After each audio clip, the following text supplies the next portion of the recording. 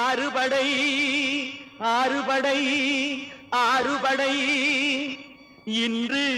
எங்கும் மருதமலை கோயில் ஒரு 7 படை 7 படை 7 படை